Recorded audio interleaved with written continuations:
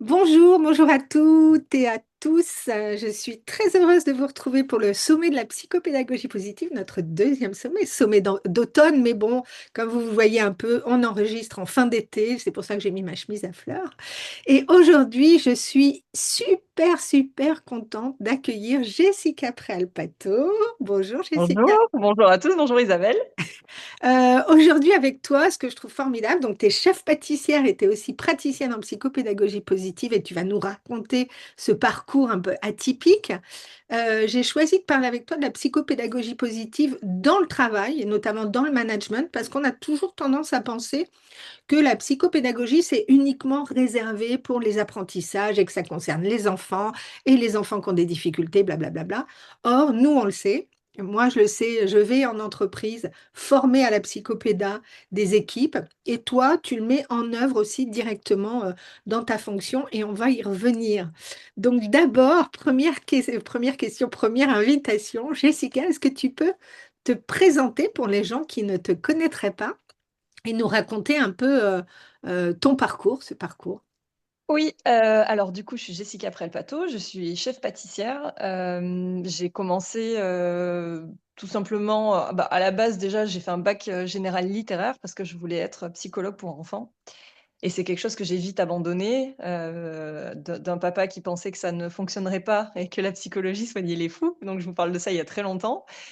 Que les métiers de bouche allaient mieux marcher. Donc, je me suis dit, OK, bah, je vais écouter bêtement mon papa. Et puis, je me dis, je vais suivre ses conseils et commencer en restauration. Donc, j'ai fini mon bac général littéraire et je suis allée directement au lycée hôtelier de Biarritz. Donc, j'ai fait un BTS cuisine-restauration et j'ai fait une mention complémentaire cuisinier en dessert de restaurant. Donc, j'ai pas une grande formation en pâtisserie. C'est pas, même si je suis pâtissière, c'est pas forcément ce qui m'éclate le plus, mais je me suis dit que j'allais forcément trouver des chefs avec qui j'allais pouvoir mêler ce métier de cuisinier et de pâtissier. Et donc, j'ai toujours trouvé vraiment les chefs qui me convenaient. J'ai travaillé dans plusieurs endroits dans le sud, donc la Chèvre d'Or, qui était un restaurant 2 étoiles et qui l'est toujours d'ailleurs. J'ai travaillé avec Philippe Etchebest et Philippe Barbour et une fois que j'ai fait tous les Philippe du Sud, je suis montée à Paris et à Paris, j'ai découvert, Frédéric Vardon, qui lançait son restaurant, le 39,5, qui a eu une étoile au guide Michelin, très rapidement au bout d'un an. J'ai travaillé 2 ans pour lui. Après, je suis allée dans un hôtel où j'ai vu que ça allait pas forcément bien se passer. Et là, pour le coup, un gros souci de communication, parce qu'on se rend compte que les gros problèmes dans une entreprise, les 3/4 du temps, c'est juste une mauvaise communication. Et ensuite, je suis retournée au bout de 8 mois, chez Frédéric Vardon, qui avait vraiment ouvert son groupe à l'étranger et du coup, j'ai ouvert des restaurants pour lui, à Dubaï. Après, je faisais beaucoup de par exemple, je faisais des dîners, dans un petit peu partout, dans des endroits où on peut malheureusement plus aller aujourd'hui, donc Moscou, je suis allée à Saint-Pétersbourg, je suis allée au Liban, enfin, j'ai fait Beyrouth, j'ai fait plein de choses, plein d'endroits magnifiques. Donc j'ai beaucoup voyagé, j'ai beaucoup ramené de produits et de façons de manager totalement différentes aussi.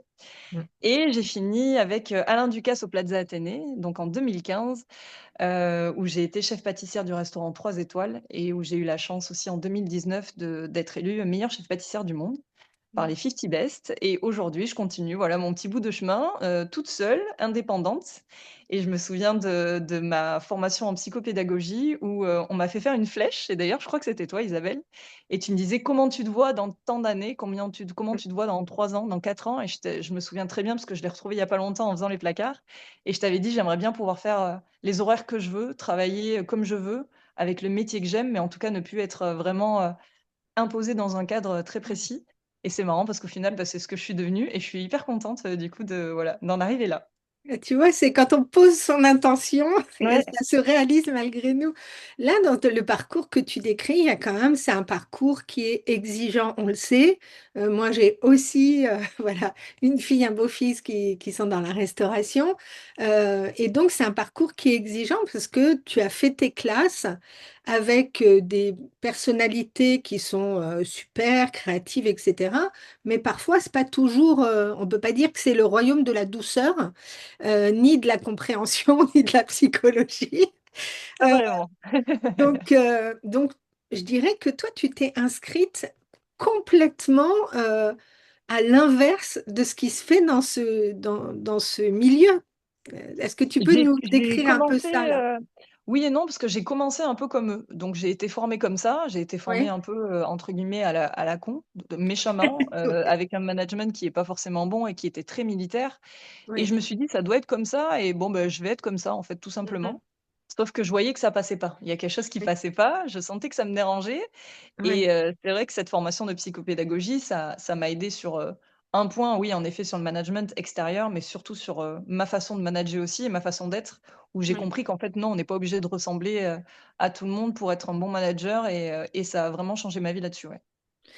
En fait, toi, quand tu utilisais un management parce que tu n'avais pas eu d'autres exemples, en fait, hein, C'est ça, c'est pas, il n'y a pas des gentils, des méchants, mais il y a un milieu et on se dit, il faut crier, il faut mettre la pression, voire même parfois, il y en a voilà, il y a même des violences physiques, quoi, qui sont totalement moi, je me suis fait inacceptables. brûler le bras, ouais, à mon premier stage, ouais. Premier stage, on te brûle le bras parce que tu Ouais. as loupé, je sais pas quoi, une sauce, je crois.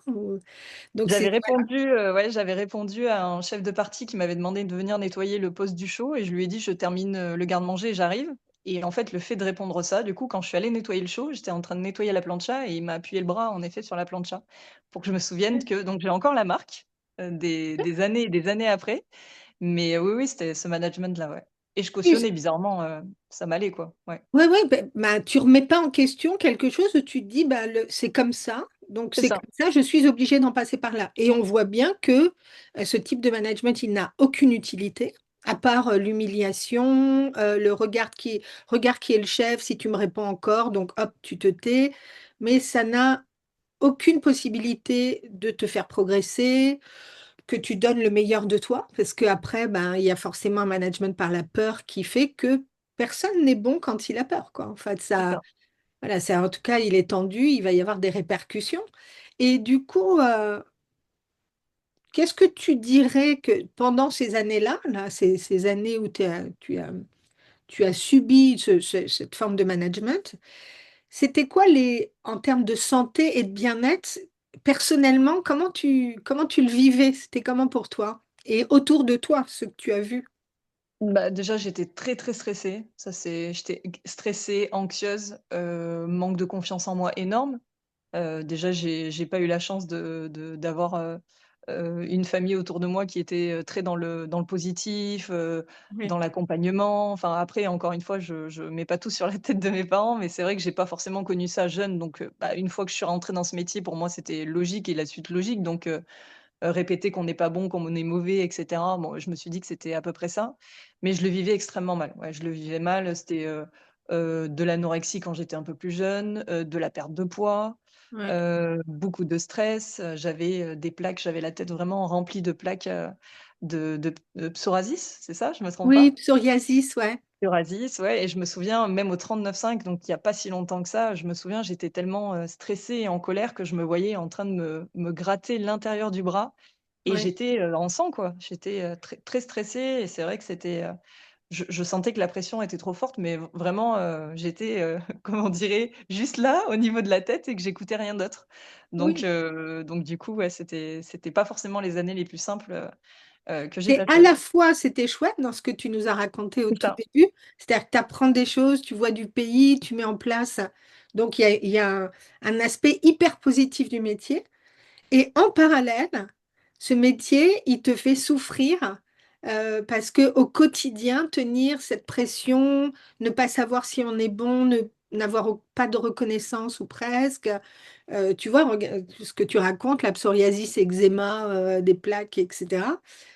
C'est quand même pas le royaume de la bonne santé, tu vois. Donc, non, non, c'est sûr et puis et surtout, il fallait pas en parler. Il fallait surtout pas en parler aux autres, critiquer le chef, c'était quelque chose qu'il fallait absolument pas faire et je me souviens de cette, oui, de cette situation où on est quand même très mal et que dès qu'on en parle, on essaie d'en parler à des collègues, «Ah non, non, mais ça va pas, on peut pas parler du chef comme ça». C'était très fermé et même aujourd'hui encore, je pense que si on me demandait, un journaliste extérieur me disait comment c'était, au Plaza, comment c'était, bon, Monsieur Vardon, non, pas du tout, ça s'est hyper bien passé, mais dans d'autres endroits où j'ai travaillé, comment c'était, je suis pas sûre qu'aujourd'hui, j'ai assez de confiance en moi pour dire vraiment sincèrement ce que je pense. Je suis sûre que je le ferai pas. oui, c'est ça. Bah, de toute façon, en plus, peut-être parce que les journalistes ne vont retenir que le mauvais, alors qu'il y C'est a ça, aussi du exactement, bon, quoi. Les deux sont tout à fait. ensemble. Donc, toi, tu as décidé de te former à la psychopédagogie positive. avec aussi l'idée, si je me souviens bien, de pouvoir imaginer peut-être des ateliers autour de la pâtisserie pour que les enfants qui n'ont pas confiance en eux puissent réaliser des choses, etc. Ça, c'est un rêve que tu mettras peut-être en place, que tu as peut-être déjà mis en place. Tu as fait Je le un fais dans des atelier écoles, oui. dernièrement, ouais. Ouais, Ouais, je l'ai fait dans des écoles ou je le fais pour certains événements, mais je le fais pas beaucoup, pas assez, mais oui, je le fais dans des écoles de petits, ouais. ouais. Ouais. À l'hôpital aussi, il me semble que je Et t'ai... à l'hôpital, ouais, exactement. À l'Institut Curie où, j'essaye d'aller, 2-3 fois par an pour faire des ateliers avec des enfants, qui ont le cancer et qui passent leur journée à l'hôpital. Donc on essaye de d'animer un petit peu le quotidien. Donc ouais, je le fais aussi. Mmh. Ouais.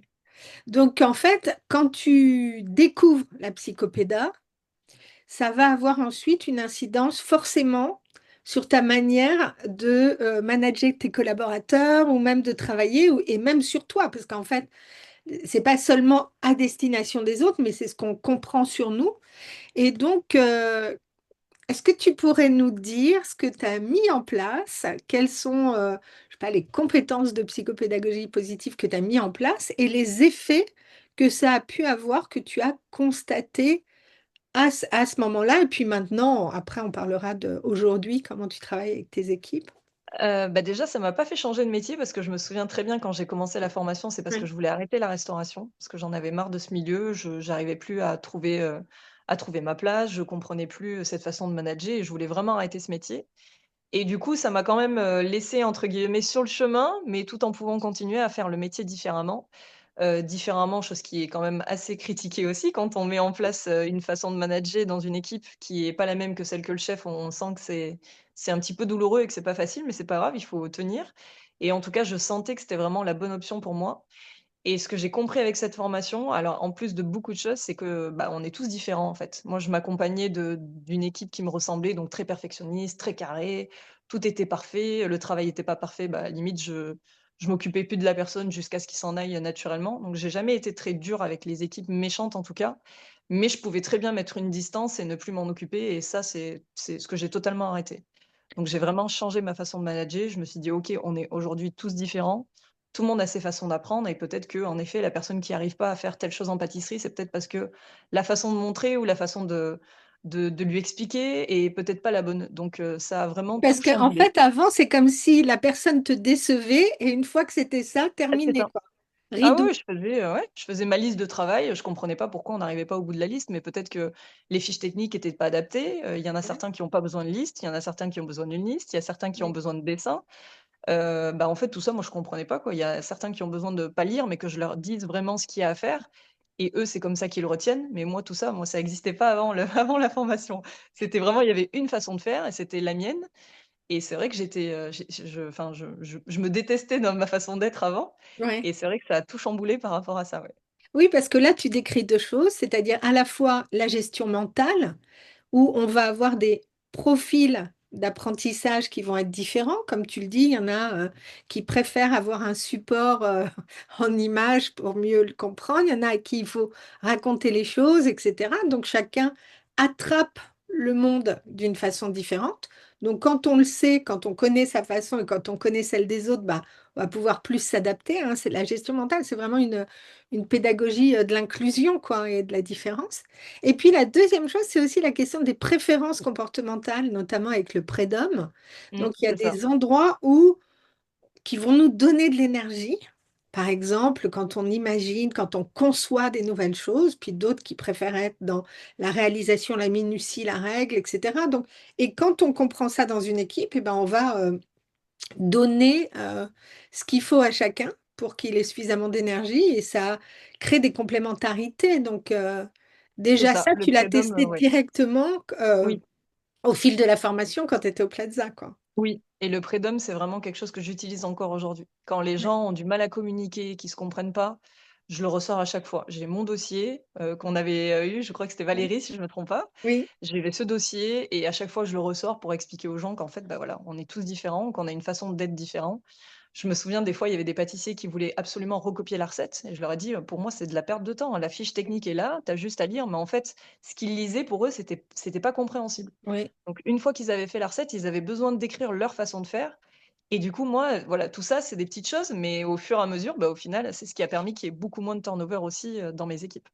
Oui, c'est ça, parce que quand tu te sens accepté, que tu peux être qui tu es, avec ta C'est ça. façon de faire, etc., ça fait baisser de la tension Oui, immédiatement, non? oui, et puis même au niveau du stress, je me suis Oui, rendu compte que certains de mes petits géraient pas le stress, qu'ils aimaient pas le service. Le stress du service dans un restaurant de 3 étoiles, c'est quand même quelque chose. oui, On peut pas se planter, en fait. On peut pas oui, se planter parce qu'un menu à 400 €, des desserts à plus de 50 €, un guide Michelin qui est au-dessus de notre tête, mine de rien, et qui est très oui, présent, le jugement, Alain Ducasse, tout ça, c'est beaucoup de paramètres qui font que on peut pas se planter et qu'un service 3 étoiles, c'est très compliqué. Il y a plusieurs services sur une table. Il faut oui, être très concentré et tout ça, bah, il y en a qui y arrivent pas, en fait, tout simplement. oui. Donc je voyais bien qu'il y avait certaines personnes qui étaient très, très stressées du service. Dès qu'ils commençaient, je les sentais très stressées et ces personnes-là, bah, je les ai décalées sur d'autres missions qu'elles choisissaient. Donc il y avait, des tablettes de chocolat à faire, si elles préféraient faire de la mise en place avec nous, si elles préféraient juste participer au service mais ne pas faire l'envoi, et en fait, tout ça, c'était devenu plus de l'écoute et voilà, et puis nous, bah, on s'organisait différemment et au final, on a réussi, en s'organisant totalement différemment, et tout le monde était hyper content d'avoir sa tâche au travail, ouais.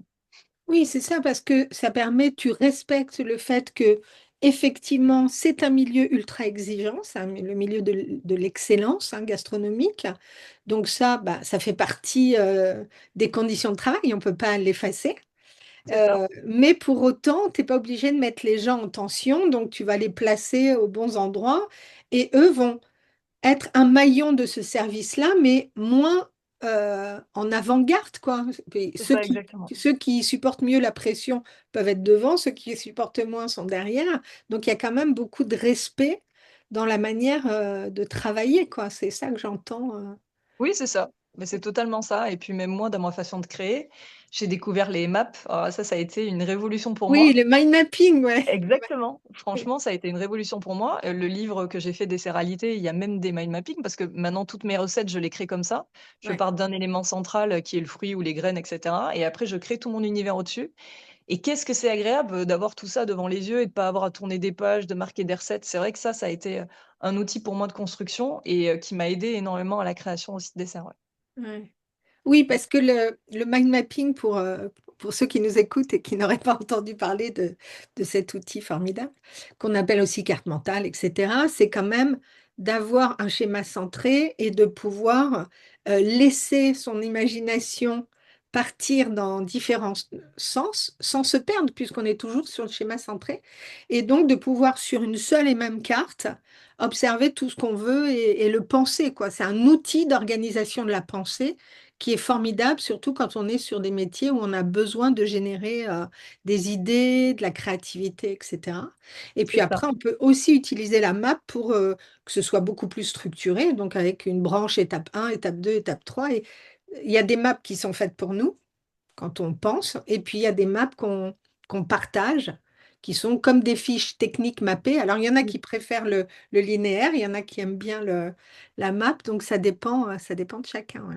Exactement. Ouais, Et chouette. quelque chose que j'ai mis en place aussi et qui m'a fait bizarrement, les personnes avec qui je travaillais avant et avec qui je voulais pas en découdre, c'est des personnes que j'ai pas forcément gardées dans mes équipes après. Ouais, Donc cette communication hyper violente, c'est quelque chose que je voulais plus du tout après. C'était ouais, devenu mes limites, trop pour moi, ouais, et j'étais très attentive à la façon dont ils se parlaient entre eux, et quand je sentais qu'il y avait quelqu'un qui parlait mal, qui commençait à prendre le lead, qui commençait à être désagréable, moi, je virais pas les gens, mais en règle générale et en grande partie, j'allais toquer à la porte d'Alexandre, qui était le chef pâtissier de l'hôtel, qui avait toujours besoin de personnel, qui était très perfectionniste, très carré, et cetera, et les mecs comme ça, il les adorait parce qu'il avait besoin de ça dans son équipe. Donc les 3/4 du temps, c'est vrai que je préconisais à ce qu'il aille plutôt travailler avec Alexandre, qui avait cette rigueur et cette façon de travailler que moi, j'avais plus envie d'avoir du tout.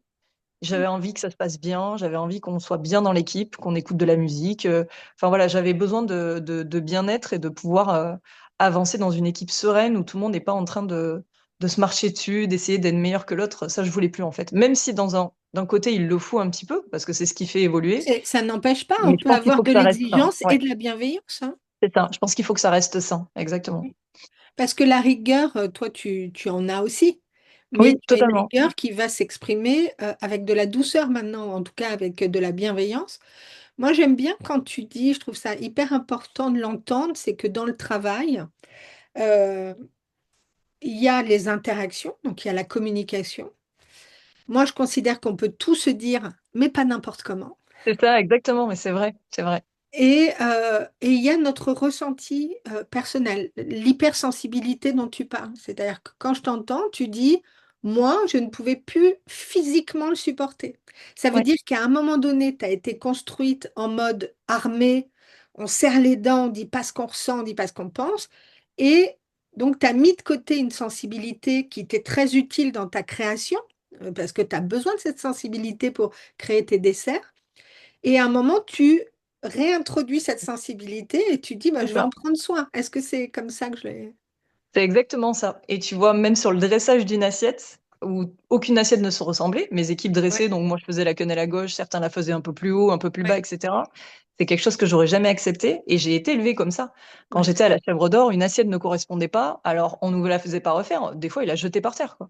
Ils ont jeté, une fois, je me souviens, c'était du foie gras fraise. Le chef qui concevait pas les assiettes comme ça a jeté carrément toute l'échelle par terre, donc à peu près 40-50 assiettes. Et il fallait tout qu'on recommence, on était en stress total, etc. Il fallait tout recommencer, tout millimétrer. Et alors que moi, à la fin, non, pas du tout. Voilà, on avait tous des dressages différents. Tant que tous les éléments étaient dans l'assiette, c'est bon, je voyais pas le principe de vraiment faire en sorte que tout soit carré, etc. Donc tout le monde avait un peu sa sensibilité. Et encore une fois, tant qu'il y avait tout dans l'assiette, bah voilà, on Ouais, a enlevé un petit peu tout ce côté oui, tu trop. enlèves de la pression et Ouais, exactement. tu remets une exigence autrement. Tu vois, quand tu dis, ben, on n'est pas dans un défilé militaire chinois, quoi, où tout le monde Ouais, tourne la tête au même moment, etc. Là, il y a les éléments, c'est une composition, donc c'est OK d'envoyer quelque chose où la quenelle est à c'est droite, à ça. gauche, ouais, machin. OK. Et même si ça allait pas, au lieu de jeter l'assiette, je disais, bah voilà, l'assiette, elle est géniale. C'est bien ce que tu as fait. Par contre, voilà, il y a ça. Est-ce que tu peux le mettre un petit peu plus haut? La façon de parler, je vous C'est assure ça. que ça change tout. Le fait d'être positif dès le début et de dire, bah super, t'as réussi à faire l'assiette, il manque rien, mais ça, j'aurais préféré que tu le mettes là, essaye, tu Ouais. vas voir. En fait, ce côté positif et de pousser les gens à faire mieux, c'est vraiment, je trouve que ça change tout, mais vraiment tout. Bah C'est, oui. Ouais, ouais. ouais, Parce que quand on est agressé, tu vois, dans l'histoire que tu racontes, où tu as quand même le chef qui vire 45 assiettes, qui bazarde la rampe complète, tu te dis, cette personne-là, aussi super professionnel soit-il, il a un gros souci avec ses émotions. ouais, ouais, ça c'est Et il a clair. un gros souci avec sa manière de le communiquer. Donc, ça ne peut s'exprimer que par de la colère, de la rage, de vous n'avez pas compris, hop, je bazarde tout. C'est presque une action qui est enfantine, tu vois, c'est les enfants qui jettent leurs jouets quand ils C'est savent ça. pas dire. Donc, tu dis, il y a quand même un déficit d'apprentissage de qu'est-ce que je ressens, parce qu'il a le droit d'être furieux, hein, de dire, les gars, ça fait 15 fois que je vous dis de le faire comme ça, et là, ça correspond pas, donc je me sens furieux. Mais sa réaction, elle est démesurée, quoi. Exactement. Ouais. Exactement. Et Et ça fait peur. Ouais. je me souviens d'un sous-chef qui était très sur le dos des filles, mais vraiment énormément. Je travaillais, il était à côté de moi, il me disait, mais tu fais de la merde, va vraiment falloir que tu penses à changer de métier, etc. Et un jour, je lui ai dit, vous savez, j'y suis pour rien, moi, si dans votre vie, avec votre femme, ou je sais pas, je lui dis, ou avec d'autres femmes, ça s'est mal passé, en fait. Je lui dis, moi, je suis juste là pour apprendre et travailler. Ouais. Et du coup, ça lui a coupé la chic. Il est revenu me voir 2 jours après. Alors, limite, ça lui a mis. Il n'était pas en train de pleurer, mais j'ai senti que ça l'avait vraiment Oui, touché. t'as touché, ouais. Ouais, il est revenu me voir, on en a parlé, et aujourd'hui, bon, on se parle encore. Donc, comme quoi, c'est assez marrant. Oui, Mais c'est non, ça. mais de se sentir écouté et de sentir que, bah voilà, on a tous des problèmes et il n'y a pas de souci avec ça, mais que, bah, il faut savoir Mais remettre les peut-être choses que dans le lui bon. n'avait pas du tout, s'en rendait pas compte. Tu as des Ouais, personnes c'est à qui tu dis, possible. bah, tiens, on a l'impression que tu es toujours sur le dos des femmes en cuisine. Ils vont dire, mais non, pas du tout.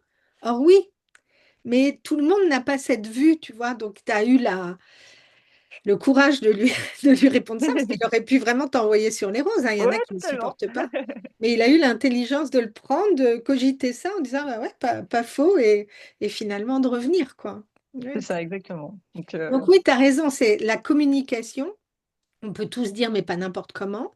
C'est ça. Et l'exigence, au nom de l'exigence ou de l'excellence, on n'est pas obligé. L'exigence, elle ne se sert pas que servi avec une sauce d'aigreur, d'agressivité, etc. On peut être exigeant et être ultra bienveillant dans les demandes. Exactement, et il y a quelque chose, je me souviens aussi pendant la formation, quand on est énervé contre quelqu'un, c'est vrai qu'on a tendance à voir que le négatif, et je me souviens Oui, de cette photo où on avait dessiné un enfant qui avait un tout petit pansement et qu'en fait, on s'acharnait à regarder juste le défaut qui était là et oui, qu'on voyait pas la globalité, et c'est vrai que ça aussi, oui, je comprends, je suis pas des fois ça m'arrive aussi d'être en colère contre quelqu'un et cetera, mais je vois tout ce qu'il m'apporte à côté aussi, et ça, c'est oui. quelque chose que je faisais pas. Et aujourd'hui, où j'arrive à me dire: «OK, bon, peut-être que ça, en effet, c'est quelque chose que moi, j'aimerais essayer de le faire évoluer, ou en tout cas, qu'il Mm, essaye de prendre en compte». Mais à côté de ça, il est génial, il est organisé, le travail est bien fait et cetera. Donc, voilà, mm. on arrive à mesurer les choses et avoir la part des choses et arriver à voir aussi tout ce qui est de bien à côté. Oui, tu te focalises pas que sur l'irritant, sur ce qui. C'est ça. Quand je reçois des parents en cabinet, et donc ils déversent il est comme ci, il est comme ça, et ceci pour moi. Et je fais ça, justement. Je dessine ce bonhomme avec ce petit. Je dis, bon, voilà, ça, c'est tout ce qui vous irrite aujourd'hui, maintenant. Mmh, Et vous avez du mal à prendre de la distance parce que ça prend beaucoup de place. Mais si vous regardez autour, qu'est-ce qu'il y a de chouette? Et en regardant tout le reste, bah, ça permet de dézoomer. Ça permet de mieux parler de, tu vois actuellement cette partie-là, vraiment, ça m'agace, quoi, et j'ai du mal à y faire face. Donc d'être un peu authentique dans notre communication, c'est de ça, prendre ce qui exactement. est à nous, parce que forcément, celui qui t'irrite là dans ton équipe, lui, son but, son objectif, c'est pas de dire ah, ah, ah, je vais bien emmerder la chef aujourd'hui, C'est ça, je vais la faire suer. Il n'a pas du tout envie. Lui, ce qu'il a envie, c'est que tu lui dises c'est super ce que tu fais, j'aime bien travailler avec toi. Et il a besoin de se réaliser dans le travail. C'est notre objectif, c'est ça aussi, c'est qu'on s'y épanouisse. Donc, de pouvoir dézoomer comme ça amène une dimension qui est beaucoup plus saine, à mon avis, dans tes exactement. équipes. Ouais.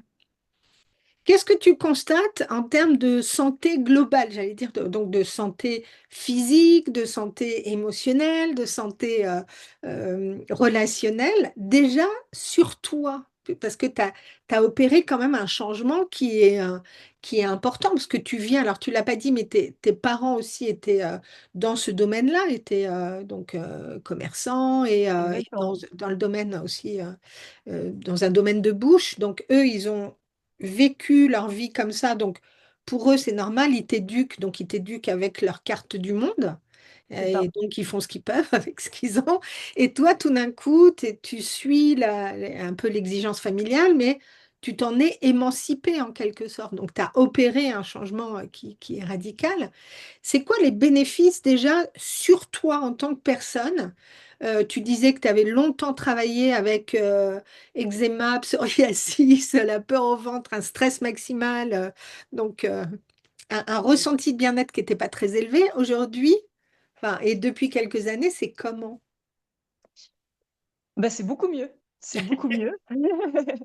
C'est beaucoup mieux parce que tout ça, je l'ai plus, j'ai plus ce stress. Alors après, j'ai mis en place aussi beaucoup d'outils, de la respiration, Ouais. de la relaxation, enfin pas mal de choses comme ça aussi qui m'ont énormément aidé à gérer mon stress et à gérer, toutes ces émotions. Donc ça, c'est quelque chose qui a été aussi, assez important. Mais non, non, je suis totalement différente. Je me sens plus alignée avec moi. Je me sens plus souriante aussi, et puis mieux, voilà, j'ai envie d'aller au travail aujourd'hui tous les jours, j'ai plus la boule au ventre, enfin voilà, je fais le métier, comme j'aime, et je suis contente de travailler avec, chaque personne de mon équipe, Mhm. et non, non, ça a vraiment beaucoup, beaucoup changé pour moi, ouais. En tout cas, Ouais, donc, j'ai plus de signes extérieurs et je me gratte plus les bras. ouais, c'est ça que j'allais te dire. Souvent, donc comme moi, en psycho du travail, j'accompagne des équipes et je leur dis les signes du malaise au travail, du mal-être au travail, c'est pas juste se sentir déprimé. Parfois, on va avoir tout ce qu'on appelle la bobologie. Donc, la bobologie, c'est j'ai des crises d'eczéma, j'ai attrapé une angine, le mois suivant, j'ai la grippe, le mois d'après, j'ai autre chose. Donc, tous ces petits maux du corps, on va avoir tendance à dire, ah ben oui, moi je me souviens d'un patient qui disait, ah oui, j'ai eu la grippe en janvier, mais janvier, c'est la saison de la grippe. Et il avait eu un lumbago en février, je lui dis, bah février, saison du lumbago, tu vois. Donc il avait toujours quelque chose, mais il n'en faisait rien. Tous les maux du corps, que ce soit des maux physiques, donc de la bobologie, c'est pas juste psychosomatique, c'est une réalité dans notre corps sont quand même très liés. Et puis, il peut y avoir des signaux qui sont des signes comportementaux, donc de l'irritabilité, de l'agressivité, de la violence entre collègues, etc. Donc tout ça, faut vraiment comprendre que derrière ça, on ne peut pas s'épanouir au travail quand il y a des signaux d'alerte aussi importants. C'est ça, exactement. C'est qu'on n'est Et pas je l'ai bien du vécu, tout. c'est ça. Je l'ai vécu il y a pas longtemps avec mon chef pâtissier au Saint-Régis, c'est vraiment quelqu'un de génial, mais je le sentais de moins en moins bien, je le sentais pas bien. Je lui dis, écoute, je pense que le mieux, c'est peut-être d'aller voir un psychologue, tout simplement, et Oui, d'essayer d'en parler. Il est parti en arrêt pour un burn-out pendant plus d'un mois et demi. Il est oui, revenu gentiment et doucement. Et il commençait à prendre conscience d'un chef qui était très pervers narcissique et très présent. Je oui, m'en étais pas forcément rendu compte et c'est vrai qu'à force de parler avec lui, à force d'écouter, de regarder, bah oui, en effet. Alors aujourd'hui, ce chef-là n'est pas resté dans l'équipe parce qu'il s'est rendu compte, bah on s'est tous rendu compte en fait de tout ce qui était et tout le manège qui se passait autour. Mais c'est vrai qu'il faut, alors je dis pas qu'il faut tout le temps écouter tout le monde, on peut pas écouter les bobos de tout son personnel, c'est juste pas possible. Mais par contre, des fois, quand ça en arrive là, ou en tout cas quand on sent qu'il y a une personne qui est pas bien, peut-être essayer de comprendre parce qu'on voit pas tout, on n'est pas tout le temps là à vérifier avec ses managers comment ça se passe. Mais peut-être être à l'écoute en effet de voir certains mots parce que peut-être que il y a peut-être une personne dans l'équipe qui, voilà, ça se passe très bien quand on est là. Moi, oui. quand j'étais là, ça se passait toujours parfaitement, très gentil, très accueillant. Et dès que je tournais le dos, bah là, ça commençait, c'était la catastrophe qui commençait et tout ça, je le voyais pas. Oui, Et on lui, il était encore manageait dans pas de ce la même non-dit. façon que toi, donc il était, Exactement. voilà. Ouais. Et on arrivait dans ce non-dit où le chef pâtissier osait pas me parler, mais qu'à un moment donné, enfin, un burn-out, c'est pas rien, quoi. Il faut savoir s'écouter. Ouais, Et la c'est puce à ça, ouais. l'oreille, c'est ouais, quand il m'a dit, ah, il a encore pris une semaine parce qu'il était pas bien, je me suis dit, Ouais. il y a un problème de bienveillance là-dessous. Et Oui. j'ai commencé à gratter. Mais c'est vrai qu'on voit pas tout le temps. Mm. Mais tu vois, quand tu dis on peut pas écouter tout le monde, on peut pas écouter parce que quand tu es chef pâtissière, par exemple, au Sans-Regis, etc., et que tu viens les accompagner sur une nouvelle carte et ainsi de suite, tu vas écouter ce qui se raconte, tu peux écouter, mais tu n'es pas là, tu n'es pas dans une posture où tu accompagnes C'est ça, l'autre. exactement. Par contre, comme tu le dis, tu peux observer et dire, euh, renvoyer l'autre à sa responsabilité de se prendre en charge. C'est ça. Que tu vas dire, ben, moi, ce que je vous invite à faire, ou ce que je t'invite à faire, c'est peut-être d'aller consulter parce que dans ce que tu me racontes, j'ai l'impression que... Et ça s'arrête là.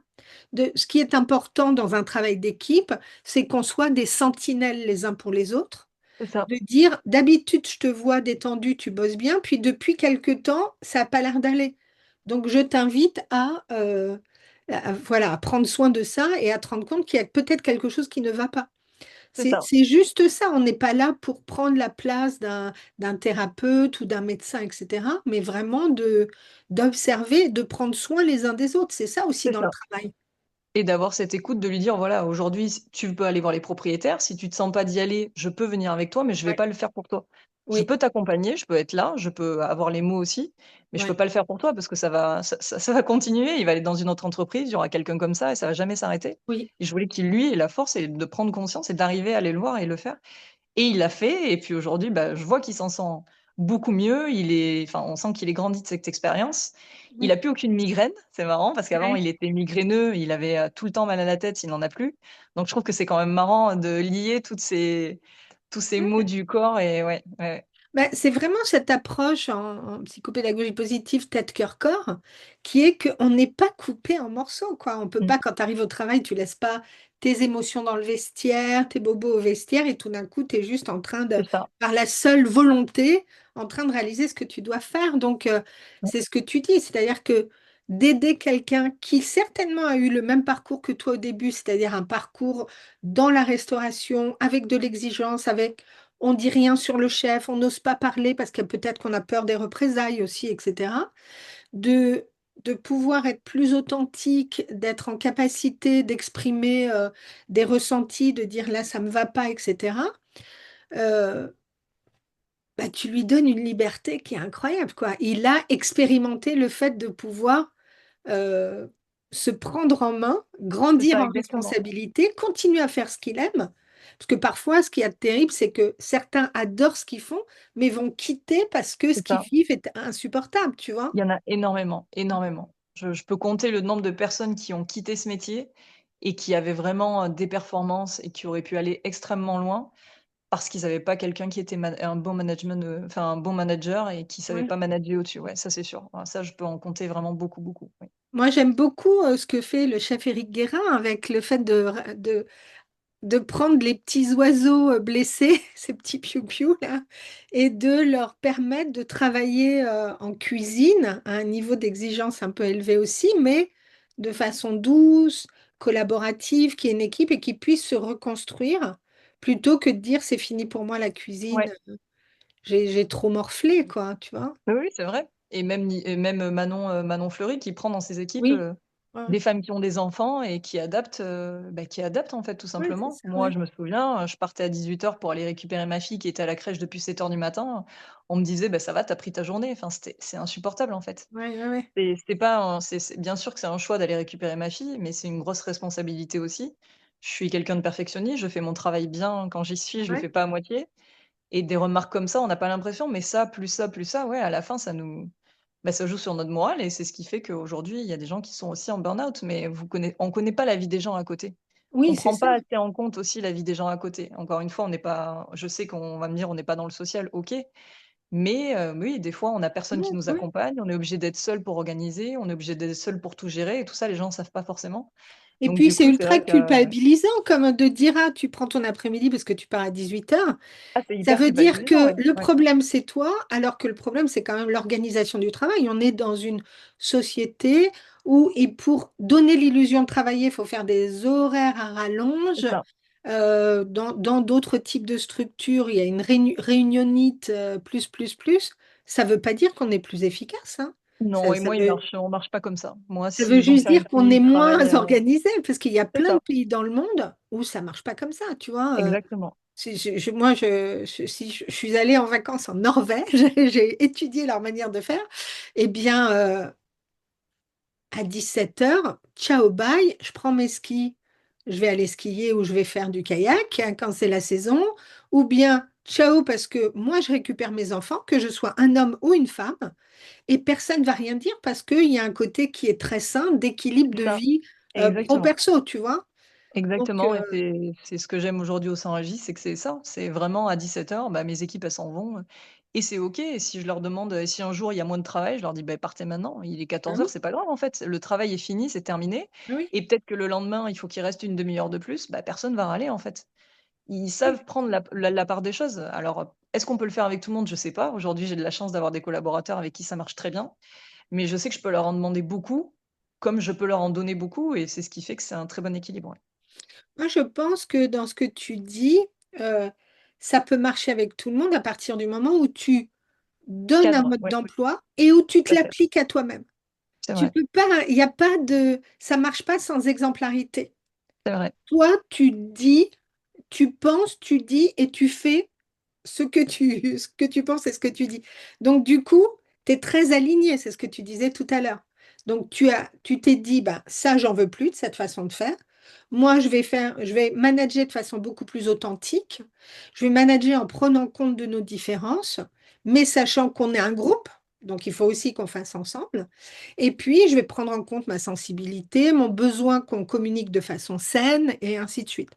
Donc, tu mets Exactement. en place tous les principes de la psychopédagogie positive, puisque on ne dit pas autre chose, hein.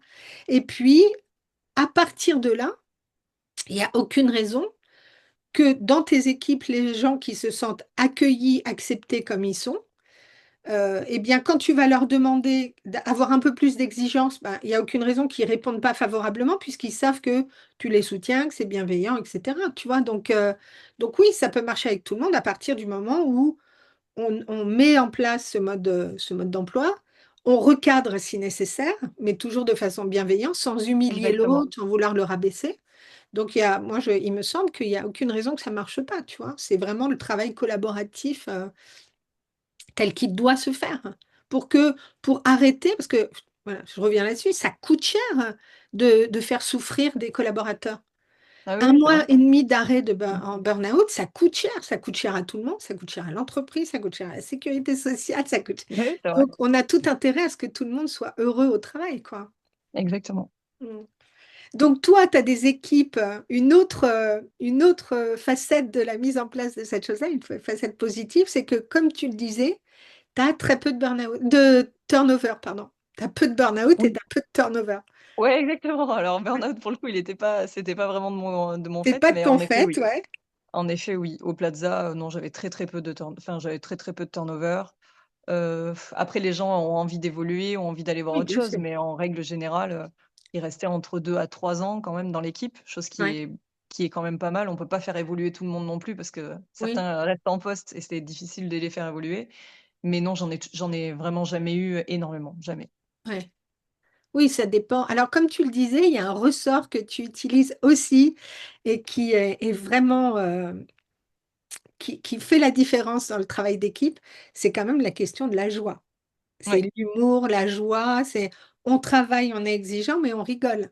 c'est Moi, ça j'ai exactement. toujours entendu ça de toi, de dire que tu n'avais pas envie de te faire suer. Et, Ah quand ouais, tu as c'est clair. commencé à changer les choses, Mmh. c'est ça qui est arrivé.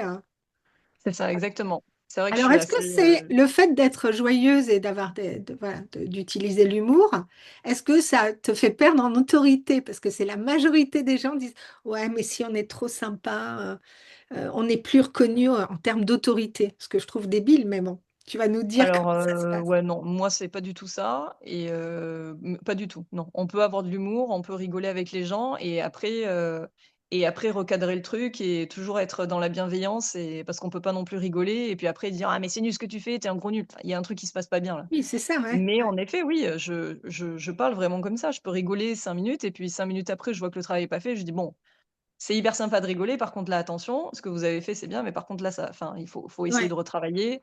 Redressez-moi l'assiette, mieux. Est-ce ouais, qu'on peut pas essayer de la dresser, voilà, de façon plus sympa et cetera?»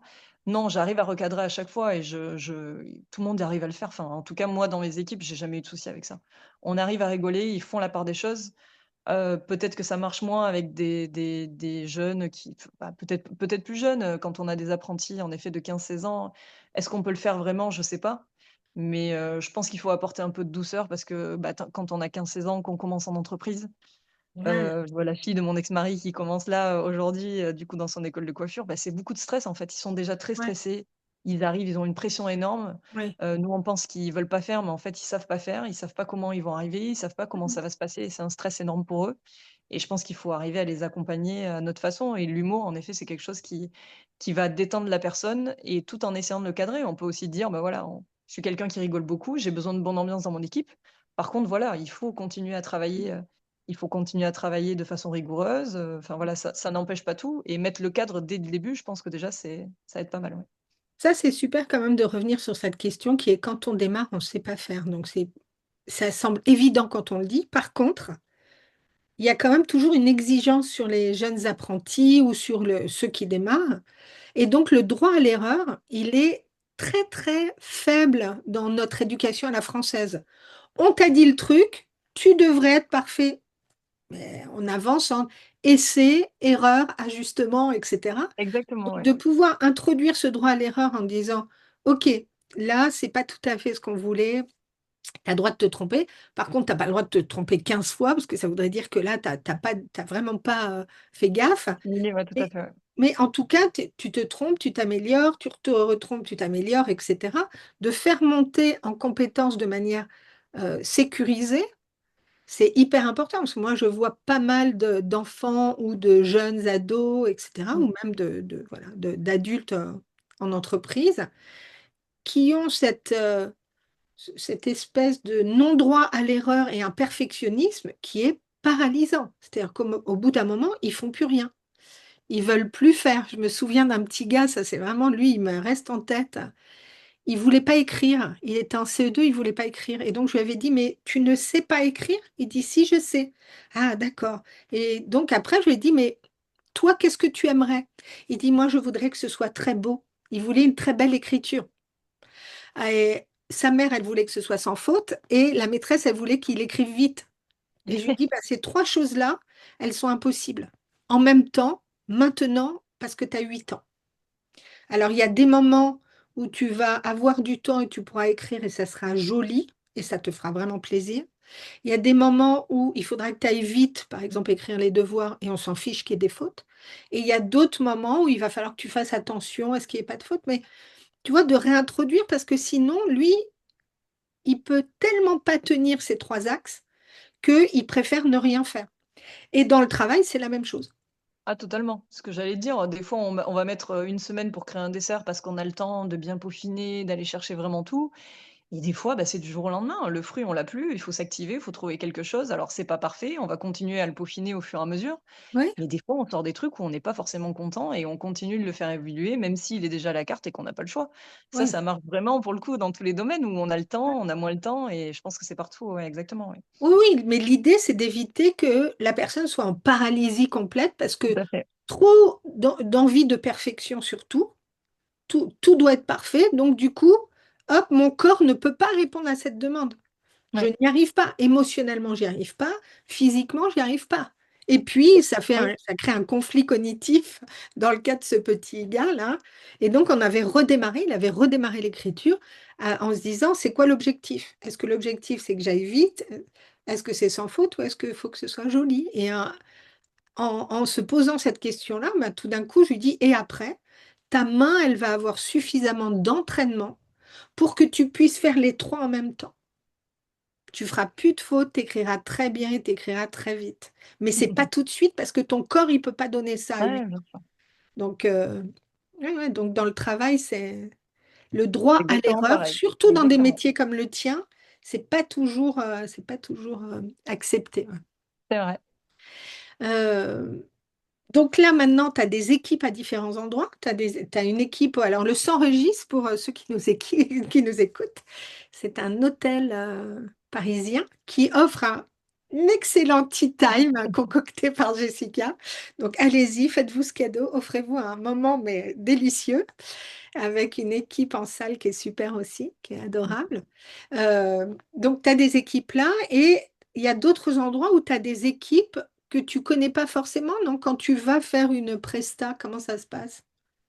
Bah, c'est je mets en place encore une fois tout ce qui est, positif, psychopédagogie positive. Typiquement Eurostar, c'est vraiment le bon exemple. Ouais, Je oui, c'est travaille vrai. aussi pour Eurostar, donc je crée les desserts pour la première classe. Par contre, c'est pas moi qui les produis. Ils ont déjà Oui, 2 équipes en place, donc une ouais, équipe à Londres qui est spécialisée dans la pâtisserie de dessert ouais, et une équipe en Bourgogne qui est un traiteur et qui fait donc du salé, du sucré et cetera. Donc pas du tout la même approche. Spécialiste du dessert, les desserts sortent parfaitement, ils sont très beaux, ils sont très carrés et cetera. Côté, Bourgogne, bah, l'équipe, il y a des pâtissiers, il y a des moins bons qualifiés et cetera. Les ouais, desserts sont beaucoup moins jolis.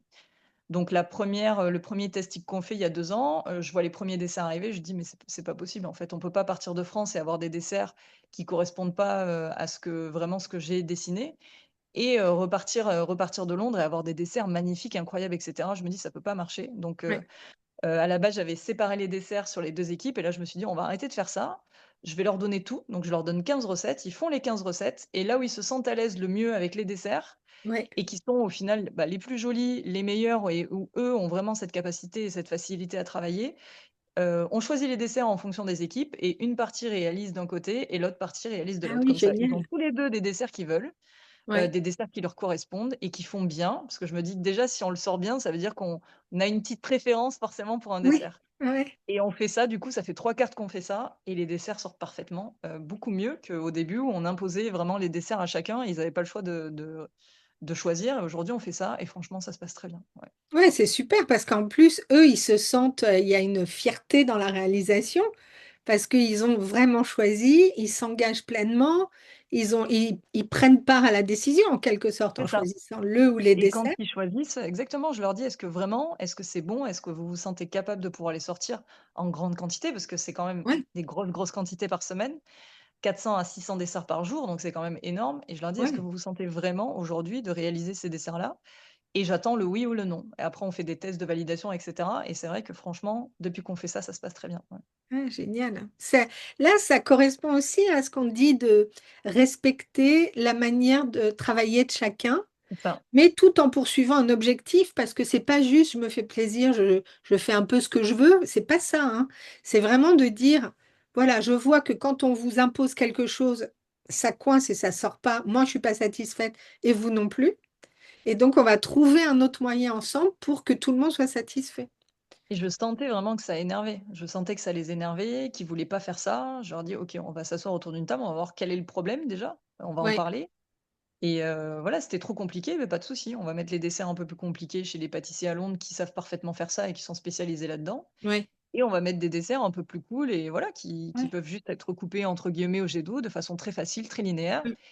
Et voilà, et on a séparé ça comme ça, mais c'est vrai que tout passe quand même beaucoup et je me rends compte dans beaucoup d'entreprises où je suis passée et une Oui, fois où je t'ai appelé chez un traiteur chez qui je travaillais, où je dis: «Il faut vraiment que tu viennes parce que c'est une catastrophe». oui. Les gens communiquent pas, en fait. Oui, Ils c'est ça. se ils parlent avec quelqu'un dans un bureau, hop, on va aller critiquer le voisin à côté, mais en fait, à aucun moment, ils se retrouvent, autour d'une table à se dire: «Bah, voilà», vraiment se dire les choses, en essayant d'être bienveillant, mais au moins se dire les choses. Et mine de rien, les 3 quarts du temps, quand on fait ça, bah, le soir, on s'entend pas mieux, mais on essaye d'aller boire un verre ensemble et on essaye d'être, de se parler, d'être plus agréable avec les gens. Ouais, Oui, puis surtout, on communique pour que le travail puisse se réaliser. C'est pas exactement, communiquer pour communiquer, c'est quand même, c'est c'est de ça, se dire, on a un objectif commun, il faut qu'on se mette d'accord à minima. c'est Donc, ça, si je critique un dans le bureau et que c'est même pas la personne concernée que je critique un autre, ça n'a aucun intérêt parce que celui que je critique, il n'est pas au courant. c'est Enfin, ça exactement. à moins qu'il y ait eu un truc cette nuit que j'ai pas appris, mais la télépathie, ça marche pas. Non. Voilà, il faut être dans l'explicite et on peut expliciter le fait que on n'est pas content, c'est pas ça que j'attends, etc. Mais le dire de façon constructive, C'est ça non exactement, agressive, et surtout de dire, bah, moi, j'attends que qu'on trouve une solution ensemble. Donc, la exactement, communication, elle est hyper importante. exactement. Mm. Donc, bah, écoute, moi, je me régale à t'entendre, de me dire que la psychopédagogie positive, appliquée dans un milieu aussi exigeant que le tien, c'est possible. Moi, je crois que c'est possible pour tout le monde, hein, et que chacun doit travailler sa manière de communiquer, sa peur de dire, des émotions qui ne sont pas résolues, etc. Mais que quand il y a une pédagogie là-dessus, quand on apprend à dire les choses comme il faut, tout le monde y gagne. J'ai vraiment ce Exactement, sentiment-là. Et du coup, c'est tout le monde y gagne dans la communication et donc dans le travail, dans le sentiment d'épanouissement, dans le fait qu'on se sent mieux, qu'on est en meilleure santé mentale, physique, relationnelle, affective, etc. Et donc, vraiment, je te remercie, avec plaisir. Jessica, Et d'avoir dernière témoigné de chose, ça. c'est vrai que je le Euh, dis souvent, mais j'ai lu un livre qui s'appelle «Affirmez-vous», qui était magique parce que, on sait pas dire non, en fait, et on oui, sait c'est pas ça, dire les choses, et exactement. j'ai trouvé que ce livre, il m'a énormément apporté, juste pour savoir dire non et parce qu'on s'écoute aussi. Oui, C'est quelque c'est chose ça. qu'on fait pas facilement, mais je trouve que dans le travail, c'est hyper important aussi de savoir dire non, sans Oui. forcément se justifier, en fait. Et si la personne est pas ouverte et pas OK pour ce non, bah, c'est pas grave, en fait, mais au moins on s'est écouté et on s'est dit: «OK, j'ai dit non parce que voilà, ça me convient pas». Et ça, franchement aussi, en plus de la psychopédagogie, ça a changé ma vie. Oui, parce que moi, souvent, dans les équipes, je dis, mais vous n'êtes pas obligé de dire oui parce que C'est ça, votre collègue vous demande. Vous pouvez dire, j'aurais beaucoup aimé t'aider, mais maintenant, c'est pas possible. Là, je n'ai pas dit un non qui rejette. J'ai juste dit, j'aurais beaucoup aimé, mais je ne peux pas pour le moment. Mais si tu veux, ça peut être demain. Ou... Donc, il y a mille façons de le dire de c'est façon ça. très, très douce. Ouais. Ou tu sais, l'exemple très simple d'aller manger au restaurant et dire: «Ah, parce que personne prend des desserts, du coup, j'en prends pas». Bah non, j'ai envie d'un dessert et je vais en prendre un, même si je suis la casse-cou qui bah voilà, personne en veut, mais moi, je vais en prendre un. Et en fait, ça, c'est peut-être bête, mais oh là là, ça change la vie. Se faire passer aussi, faire Ouais, c'est passer ça. son envie ou son besoin et d'être Exactement, entendu. Ouais. Et exactement. pour conclure, quel conseil tu donnerais aux managers qui souhaitent s'inspirer de ton expérience et qui se disent, voilà, là, ce qu'elle raconte, c'est un peu le monde des bisounours. Et toi, quel conseil tu donnes à ces... Bah, c'est vrai qu'on parle beaucoup de positif, je suis pas parfaite. Ça m'arrive aussi, bah, Ouais, des fois de m'énerver et cetera. Mais la chose que je fais, et ça c'est vrai, c'est que je reprends la personne, que je lui reparle, que je m'excuse de m'être énervée et que je lui dis: «Voilà, voilà ce qui m'a énervé, voilà comment je le vois, comment toi tu l'as ressenti» et cetera. Je pense que vraiment le conseil, c'est d'être plus dans la communication, ouais, pas forcément de rentrer dans la vie des gens, mais d'essayer en tout cas de comprendre, bah, mm, ce qu'ils vivent et d'essayer de comprendre et de les remettre dans un ouais, contexte. De communiquer, ça c'est une priorité, et ouais, puis, voilà, d'apporter un peu de sourire, de fraîcheur, de bienveillance et surtout, voilà, d'accompagner des remarques qui sont pour faire évoluer ou peut-être qui vont être perçues négatives, mais commencer par du positif. C'est génial ce que tu as fait, c'est génial ce que tu fais. Voilà comment on peut s'améliorer, voilà comment tu peux t'améliorer. Et déjà, rien que ces petits tips-là, je pense que c'est déjà beaucoup. Ouais. Et de comprendre aussi pour soi, moi je vois qu'il Oui, y a certaines personnes à qui je dis, est-ce que quand on vous crie dessus, qu'on vous dévalorise et qu'on vous humilie, ça vous fait travailler mieux?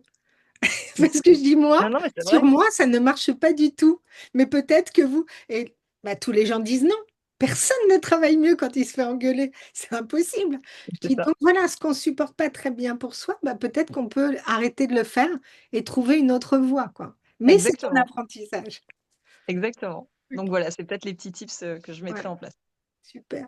Jessica, merci infiniment Avec pour grand cette plaisir, merci. conversation. Merci à tous de nous avoir suivis. J'espère que ça vous a apporté énormément. Et donc, on a une petite brochure téléchargeable dans laquelle vous retrouverez les contacts ou comment vous allez suivre Jessica dans ses aventures, notamment sur Instagram. Je te souhaite une très belle journée. Ciao. Merci. Bye bye Isabelle.